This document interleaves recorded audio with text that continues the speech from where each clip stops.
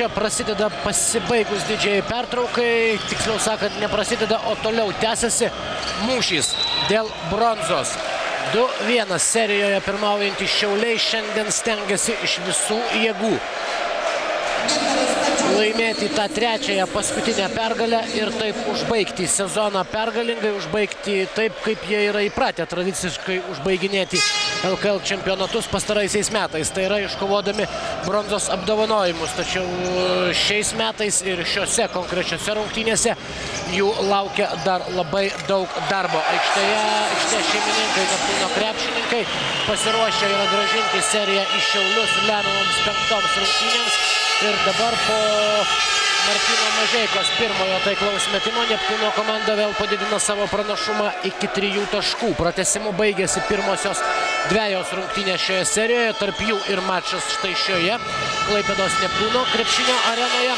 Ir kol kas pagal tai, kaip vyksta ši dvikova, negalima atmesti pratęsimo galimybės ir šiose rungtynėse. Na, dabar pražanga Deividui Gailiui atrodo dar gerokai anksčiau negu atakavo varžovas, prasižengė Neptūno komandos žaidėjas.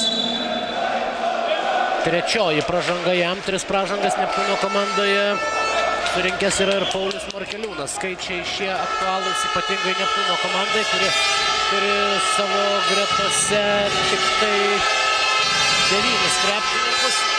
8 iš jų per pirmosius 2 kėlinius panaudojo Rytis Vaišvila.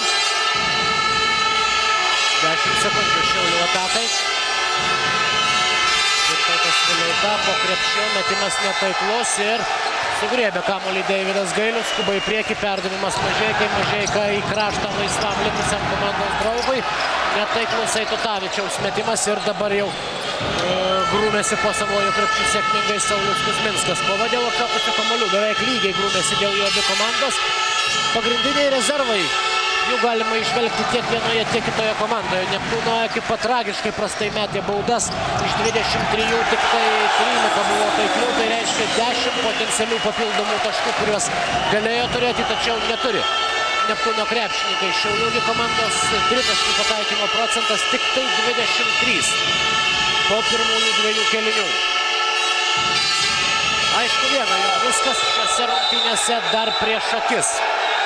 Pagrindinė kova ir pagrindinė įtampa dar laukia ir krepšininkų, ir visų šių rungtynių žiūrovų. Valdas Vasilijus baudžiamas pirmąją asmeninę pražangą.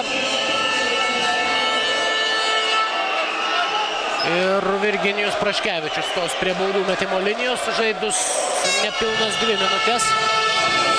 6 taškus pelnęs Virginijus Praškevičius gali baudos metimai sumažinti skirtumą. Tačiau jo, baudos metimas netaiklus. Na, Šiauliai meta baudas, jeigu taip žiūrėkime, tik tai į pataikymų procentą vos 40 procentų taiklumu. Kita vertus, jie ir metė tik 6 metimus, dabar jau pataikė 3. Ir tai yra didelis kontrastas palyginus su tom 23 Neptūno krepšininkų mestom baudom. 4 taškų skirtumas. 2 minutės prabėgo trečiajame kėlinyje. Paulius Markeliūnas iš toli, tačiau užmindamas ant 3 taškų linijos, taikliai atakuoja Neptūno komandos krašto puolėjas, skirtumas vėl didėja, 40-34.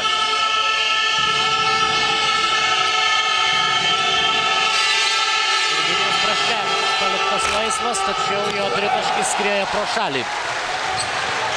Na, jeigu darytume prielaidą, kad šiandien Neptūnui pavyks antrą kartą iš eilės nugalėti Šiaulių ekipą, tokiu atveju būtų žaidžiamos lemiamos 5 serijos rungtynės, jos vyktų Šiauliuose ir tokiu atveju matytume dar vieną tiesioginę transliaciją penktadienį 18:45 minutės.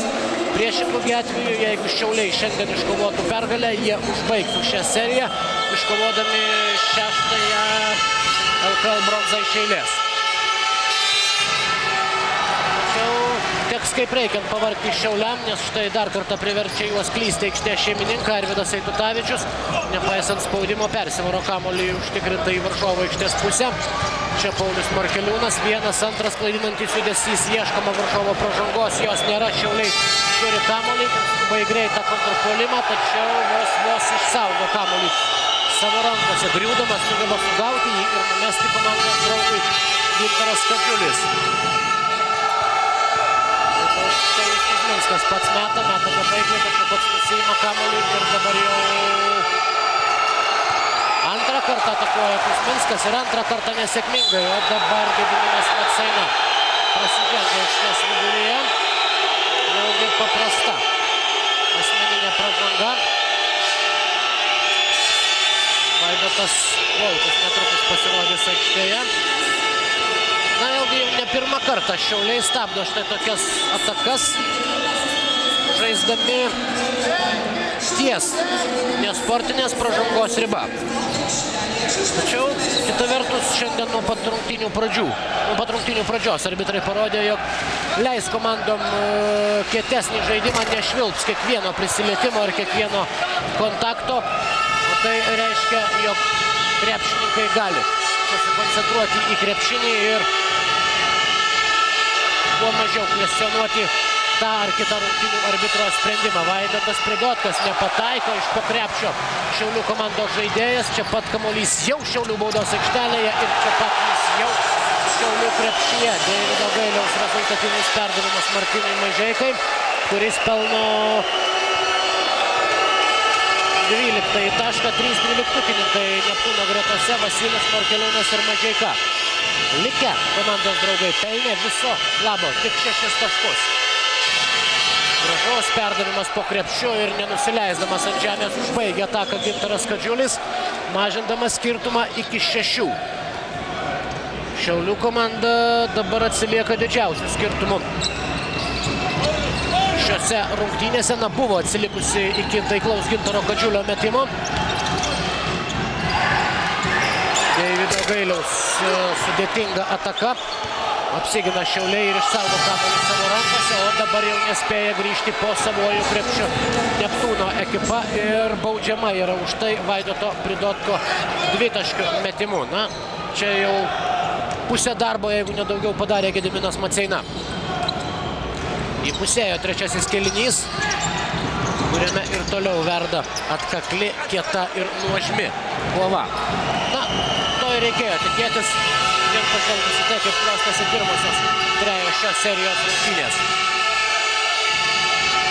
Gintaras Kadžiulis nustumė jį palei galinę liniją Neptūno gynybą, Maceina atsiduria į varžovų gynybinę užtvarą ir netaikliai meta. Martynas Mažeika, perdavimas Eitutavičiui.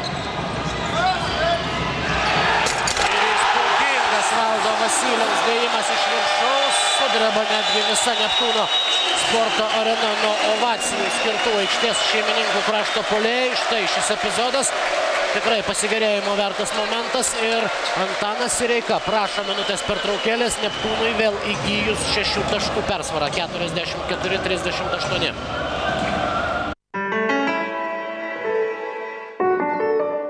Trečiajame kėlinyje Neptūno komanda pirmauja 6 taškais, 44-38 ir aikštėje pasirodo ir šeimininkų, ir svečių penketukai. Svečių gretose vėl Stefanas Hanagas pasirodo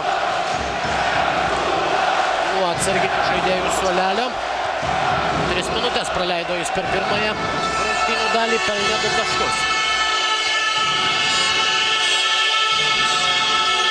Hanagas. Ir dar vienas jo reidas po krepšiu, nesusitvarkė su pirmuoju tokiu bandymu. Prieš didžiąją pertrauką Neptūnas dabargi vėl perpjauna Šiaulių komandos legionierius varžovų gynybą ir mažina skirtumą iki 4. 44-4.